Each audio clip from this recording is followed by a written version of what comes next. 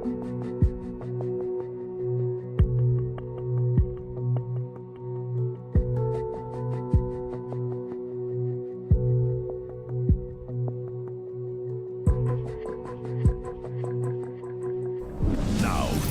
Coast's most accurate forecast from the First Coast News Weather Team, certified by Weather Rate, sponsored by AC Designs.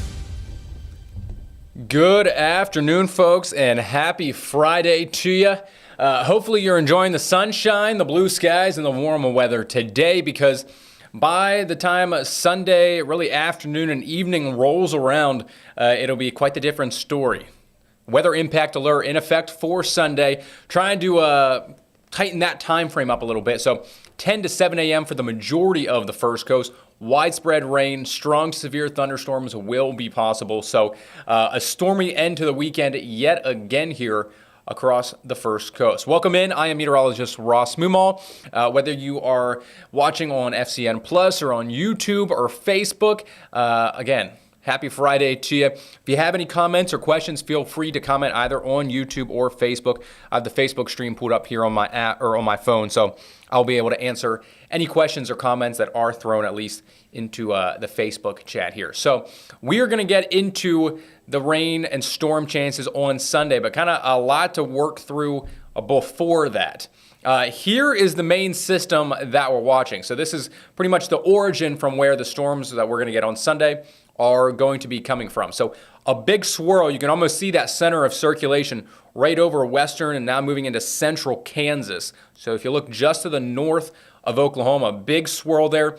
Thunderstorms now beginning to fire off right across, really just northeast of Tulsa, Oklahoma, and right along that Kansas-Missouri line. So Kansas City currently seeing some thunderstorms, and I believe they do have a couple severe thunderstorms as well. But there's a whole nother piece to this, and that is the very, very strong winds on the west and southwest side of this system. Incredible amount of fire and wind watches and warnings. Red flag warnings from Illinois and Iowa all the way down to the Rio Grande and southern Texas. High wind warnings across Texas and Oklahoma. And this is the result of that. Some great video that our producer Andy was able to get in here for us.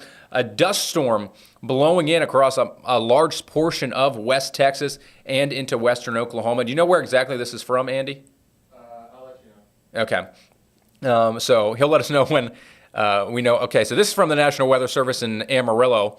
I've worked with those folks before, and they can sometimes get some strong winds out there of 40 to 50 miles per hour, but gusts were pushing close to what we sometimes see in severe thunderstorms, wind gusts of 50 to 60 miles per hour. The high wind warnings were warned up to 70 miles per hour for the Texas and Oklahoma panhandle. So kind of incredible stuff. None of these folks were even seeing storms. These were just strong winds kind of blowing in behind this low pressure system. So that just shows you how powerful and how much energy is in this storm. Here's kind of a bird's eye view looking down across one of the towns or cities there. You almost can't see anything. It looks like a different world. That is all that dust getting blown up into the air. So incredible scenes and video and footage from those portions of the country. Again, that is much more across the Texas panhandle and into western Kansas and Oklahoma. So high wind going to continue for those folks throughout the remainder of this evening. Still, wind gusts of 40 to 50 miles per hour can be seen all the way from Oklahoma City up through Springfield, Missouri, Kansas City, and even St. Louis as well from this very strong, powerful, potentially dangerous storm system here. So there is a severe thunderstorm watch for the Kansas City area and a couple severe thunderstorm warnings right there along the state line. So this is just the beginning of what could potentially be a severe weather outbreak across not only Missouri, but also into Iowa, Illinois, northern Arkansas, and really right along the Mississippi River Valley here as we head throughout the remainder of this evening. So because of that, the Storm Prediction Center does have a moderate risk of severe weather. So that's a level 4 out of 5. That is a pretty significant risk area all the way from Des Moines, Iowa, down through St. Louis, Memphis, and then even down into Mississippi and Louisiana. So Jackson, Mississippi, also included in that. So a very, very large area, potentially seeing some strong to severe storms here tonight. And then unfortunately tomorrow, we'll probably see an even worse or higher risk for storms. A level 5 out of 5 high risk of severe weather from Jackson, Mississippi into central Alabama. So this does include Tuscaloosa, where the University of Alabama is, Birmingham, Montgomery, also right along that edge for that high risk. They do not typically put out the high risk unless they are expecting a tornado outbreak, and which some of those storms could be long track tornadoes. So that typically means they can be on the ground for 10, 15, 20, 25 miles. They can be a half to 3/4 of a mile wide. EF2 and greater tornadoes, unfortunately, will also be a possibility for those folks. So this is kind of what we're looking at over the next 48 hours. So storms blowing through Missouri and Illinois tonight, Chicago getting some late night storms. And really after midnight, the storm risk will lessen a little bit for the St. Louis and Chicago area, and we're going to start to look a little bit further southward. So down towards Memphis, into Mississippi, and even northern Louisiana. So these storms will kind of fire up initially tomorrow morning, and then the main wave will move in by tomorrow afternoon and evening. And right there, I mean, those are some pretty strong reflectivity values that the models are trying to pick up on. So an incredibly strong line of storms. And right where you see those darkest reds and almost maroon or burgundy colors, that's really where that highest or greatest tornado risk is going to be tomorrow evening. And then how do we kind of factor into the conversation? Well, that line of storms continues eastward overnight Saturday night and into early Sunday morning, and eventually will be on our doorstep shortly after sunrise come Sunday. So we will be having our eyes peered off to the northwest by the time the sun rises on Sunday, and we'll be timing out that storm and potential severe weather risk for the first coast throughout the day on Sunday. So let's just take a step back here. Let's take a closer look at what, if you have any friends or family in Mississippi and Alabama, and even, portions of Georgia and Louisiana, let's give you an idea of what you can expect. So I talked about the tornado risk. They have a 30% area in that pink color that is hatched, which generally just means, one, you have a very good chance to see a tornado, and potentially strong tornadoes as well. So that means EF2 or greater. High wind risk as well across a large portion of this area. And there also is a hail risk associated with this as well. 30% for potentially large hail. So that's going to be quarter to golf ball sized hail potentially being seen in some of these supercell thunderstorms that could develop tomorrow in that red hatched area. So we're going to take just a look, not only for them, but also for us here on the First Coast, at some different factors that we look at as, as forecasters and as meteorologists to try and, figure out what the risks are going to be, and what can come of the severe weather conditions and ingredients that might be in place. So this is really just trying to show you the amount of energy available in the atmosphere. So you see a lot right there along the Mississippi River early on Saturday morning. By the afternoon, that's much more so across southern Alabama and into Louisiana, so down towards New Orleans. A lot of heating, a lot of moist air as well. So kind of shows you how much energy is available to get pushed upwards, and to create very strong updrafts there throughout Sunday afternoon and evening.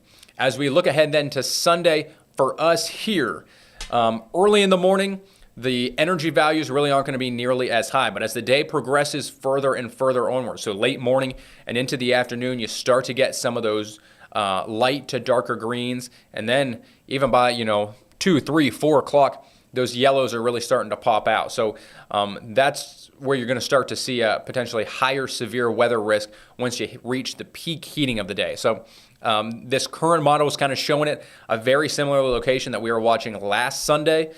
Columbia County, Union, Bradford, Alachua County, and then also even down into the southern half of Clay and Putnam, I think have a good chance of seeing some strong daytime heating, which could produce some strong thunderstorms and updrafts. A different way we look at it here, the helicity instability is really just showing you the wind shear and the rotation in the atmosphere. So this could lead to QLCS tornadoes embedded within a squall line of thunderstorms, or This can result in if a thunderstorm is much more isolated and discrete. It's kind of just there by itself.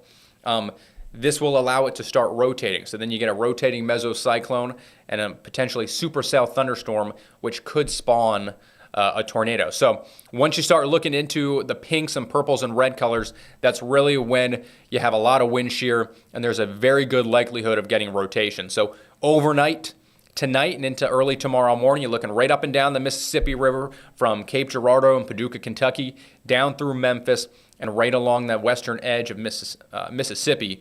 And then by tomorrow afternoon, this is really when I think the worst of it for a lot of those folks is going to occur. So Mississippi, Alabama, these are some pretty scary colors to be seeing for tomorrow. So not only isolated tornadoes, but strong tornadoes looking to appear very, very likely for locations like Tuscaloosa, like Birmingham. These are locations in Dixie Alley that have already been hit by, very large tornadoes over the past 10 years. Some of these, locations, not necessarily the highest of income, they're still recovering years and years later. And it looks like they could get another very impactful and powerful line of storms once again tomorrow. So our thoughts and prayers are going to be with those folks. We'll continue to watch it here over the next couple days, or especially into tomorrow afternoon and evening. But then as it shifts closer to the first coast, still keeping a decent amount of that energy along with it, especially as it reaches our western counties there. So that will continue to be a possibility as well. For us, this is just another way to look at it, the significant tornado parameter. The brighter the colors, the better chance you have of seeing a tornado, and one that could be on the stronger side. So for us, by Sunday afternoon and evening, we're kind of just in that palish white or gray color, which is in line with our thinking that we have at least a chance to see a few isolated or brief tornadoes on Sunday. And some of our models are also trying to show that as well. So at least for tonight, don't have to worry about any of that. Some high clouds rolling in, but no rain across the first coast this evening. Tomorrow, pretty mild start to the morning, upper 50s and lower 60s for most folks, and then warming up into the low to mid 80s by tomorrow afternoon. Coastal areas might be a little bit cooler thanks to a south-southeast breeze. So especially places like Brunswick and St. Simon's Island, you're kind of taking the brunt of that wind. That'll keep you in the 70s. But areas along and west of the St. Johns River, check it out there. You got high of 87 for Waycross and Folkestone, high of 88 for McClenny tomorrow afternoon, 87 for Keystone Heights. This is going to be one of our warmest days here so far this year and into this spring. So make sure you're staying hydrated if you're going out to the Players tomorrow. I mentioned the wind as well. Gusts out along the beaches and the coastline could be anywhere from 25 to 30 miles per hour tomorrow. Inland locations, closer to about 15 to 20 mile per hour winds throughout the day for Saturday. But then on Sunday, still strong winds. The wind direction is really just going to change out of the southwest. So this is going to be ahead of that front and eventual squall line that rolls on in. So a fairly gusty, windy weekend here across the first coast. So might make things fairly challenging for the golfers out there at TPC, both tomorrow and on Sunday. But even more so, if those storms happen to roll in a little bit sooner than what we expect on Sunday. They've got lightning sensors out there at TPC, so they'll be able to evacuate folks in time, but might just impact the golf tournament in general based on the timing of it. So here is what we're expecting for Sunday. This is probably what everyone really wants to know. Slight risk of severe weather for nearly everyone besides the southern half of St. Johns, Putnam, and Flagler counties. Primary risks, wind gusts anywhere from about 50 to 70 miles per hour do appear to be likely or at least possible. There's going to be a very strong low-level jet about 500 to 1,000 feet above the surface as this line rolls on in. Essentially what that means is if you have a 40-knot wind 500 feet aloft and you have rain come down through that, all those winds get pulled down in that downdraft to the surface and then spread outward. So a 40-knot wind at 500 feet getting pulled down with extra speed and momentum, that can easily come out as a 50 to 60 mile per hour wind gust at the surface. So that's why we do have the chance to see some severe winds. Pea to penny-sized hail, I think, is a possibility. I don't think a lot of folks will see hail, if any at all, but there is a chance there. And of course, as I've kind of briefly mentioned before, an isolated or brief tornado will also be a possibility. So our far western counties, so I'm talking northern Columbia County, so north of Lake City, Ware, Pierce, Brantley, and northwest Charlton, storms will likely start to roll into your neighborhoods and towns by about 10 to 11 a.m. Please note this timing is going to change a little bit as we get closer and closer to the event, but just know the line of storms in the squall line will likely reach you before lunchtime. So about, after I'd say 9 a.m., prepare yourself for some strong storms, but really it's looking closer to about 10 to 11 a.m. That line will progress further toward I-95 after lunchtime. So really after about 12 p.m. noon on Sunday, if you live, let's say in Kingsland, if you live in Callahan, anywhere in Duval County, Middleburg and Clay County, Fernandina Beach, the South Side, Ponte Vedra, you live anywhere in any of those locations on Sunday, after 12 p.m. noon, just kind of be weather aware, be on guard for that line of storms to be making their way towards you. Likelier timing probably going to be just after lunchtime, so closer to 1 to 2 p.m. And we'll break this down in full detail here in a couple other graphics. But it does look like then after, I'd say maybe 6, 7 p.m. at the latest, all of the rain and moisture's off the coast and clearing skies then for Monday. So here's another way to look at it. Again, this is going to become more fine-tuned and more precise later tonight, or even as we head into tomorrow. As forecasters, we're going to try to narrow down these storm timing windows for you as much as we possibly can. So earliest arrival for Ware and Pierce counties, really around about 9 a.m. So 9 to 1 p.m. for the light blue, that middle shade between about noon and 4 p.m. So that does include most of the Jacksonville metro area. And then areas south of the south side are really just south of the I-295 loop, down through Green Cove Springs, St. Augustine, and down into Flagler and Putnam counties, likely after about 2 p.m. for that severe storm timing to make its way towards you. So county by county here, Ware, Brantley, Pierce, I just kind of noted this. After 9 a.m., best chance for you to start to see some storms. Heavy rain.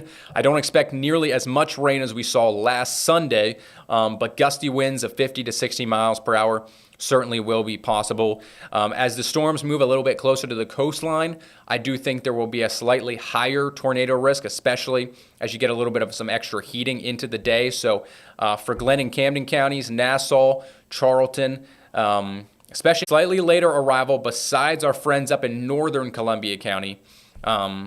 So the Osceola National Forest out there might get it a little earlier than 11, but I think for the most part, 11 to 4 p.m., be prepared for some isolated severe wind gusts. Tie down anything you have outside, or at least, bring it inside your garage or something like that. You don't want anything to either get blown over and broken or anything of that nature. So try to just, prepare your property beforehand. We're not expecting a severe weather outbreak per se, but certainly some isolated severe gusts and an isolated tornado will be possible, not only for folks out I-10, but right here in our own backyard in Duval County.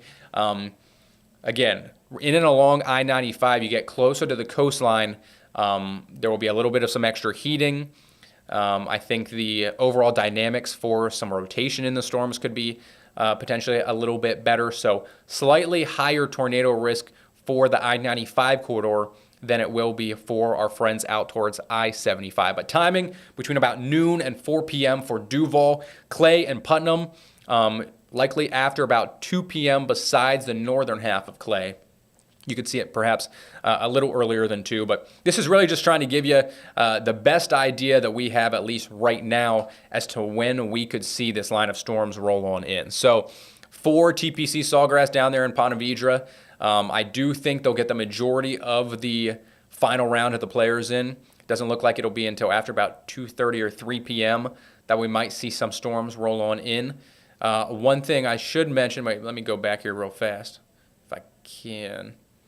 Well, I can say it over this. One thing I will mention is sometimes these squall lines can become really outflow dominant, and the gust front kind of continues to just blow out, continues to move eastward and picks up speed. So it kind of pulls away from the actual cold front that is spurring all this on. So because of that, sometimes the models don't necessarily pick up on the speed of the squall or shifted up by an hour or two. So instead of 12 to 4 for Duval, it could be perhaps closer to 11 to 1 or 10 to 2, depending on the speed of the squall line. So again, this is to give you a good idea for right now, but some of these times will change and will become adjusted over about the next 24 to 36 hours. Now the next one, good news, sunny skies for your St. Patrick's Day on Monday of next week. So finally lucking out with some drier weather there, although it will be a little bit cooler and breezy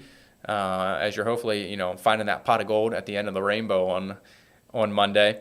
And then after that, relatively quiet early part of next week. Tuesday and Wednesday, we start to gradually warm back up. Low 70s Tuesday, upper 70s, close to 80 by Wednesday.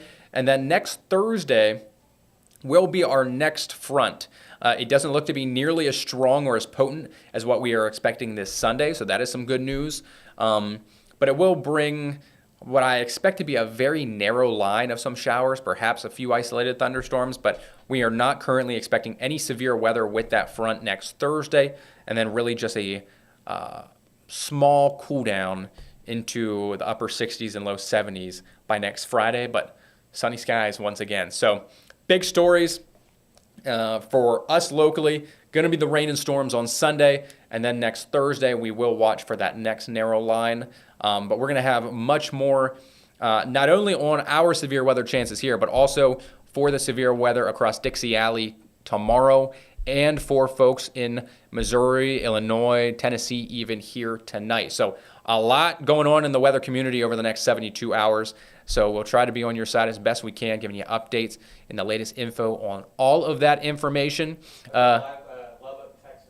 Okay, so Andy said this is out of Lubbock, Texas. I was wondering if you were ever going to chime in over there, Andy. Well, I didn't know, but this is a live shot. Oh, okay, yeah. So this is a live look at Lubbock, Texas. Wow.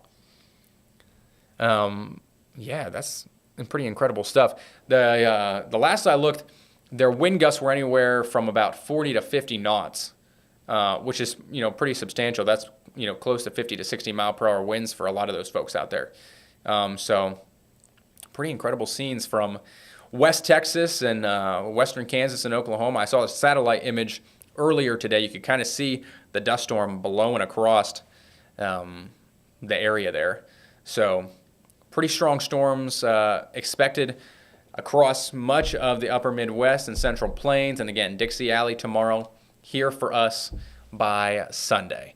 So if you're watching on FCN Plus, on Facebook, on YouTube, as always, we appreciate you guys tuning in. If anyone does have any questions on at least the Facebook stream, I've got that pulled up. If you have questions, feel free to ask away. If you just want to say hi, you can do that as well. I don't see anyone commenting, so if not, enjoy the rest of your Friday night. If you're going to the Players tomorrow, have a good time. Myself and Anthony Austin will be there, so if you see us, maybe don't say hi. No, certainly say hi to us if you see us. And stay weather aware. Again, we'll have more information and forecast for you on the severe weather threat coming this Sunday. I'm meteorologist Ross Mumal. Take care and enjoy the rest of your night.